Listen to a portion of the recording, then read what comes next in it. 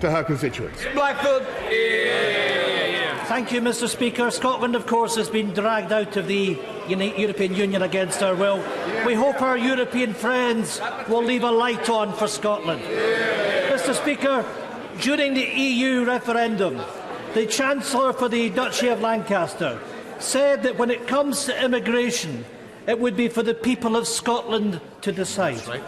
Mr Speaker, on Monday, the Scottish Government published its plans for a Scottish visa, doing just what the Right Honourable Member promised Scotland should be able to do. Before the ink was even dry, these proposals were rejected without consideration.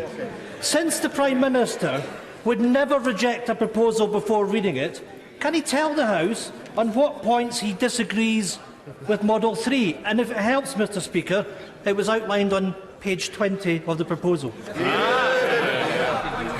Well, Mr Speaker, I'm every sympathy with the industries and businesses of Scotland that need to allow workers to come freely for the seasonal agricultural worker scheme we have doubled.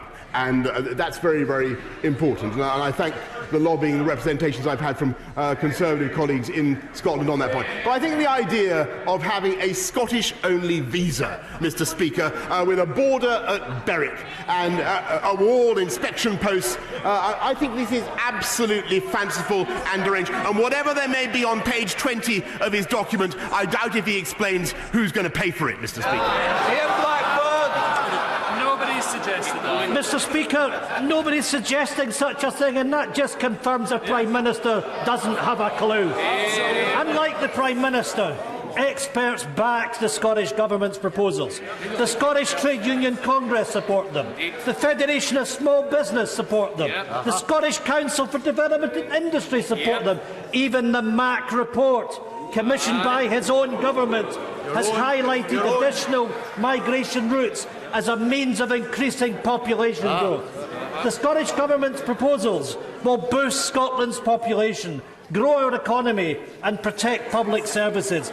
The UK Government's policies threaten to plunge our working-age population into decline. Mr Speaker, we were told we would have the most powerful devolved parliament in the world. We were told we would be an equal partner in the family of nations. Will the Prime Minister now read the Scottish Government's proposal, listen to the evidence and deliver a tailored migration policy for Scotland?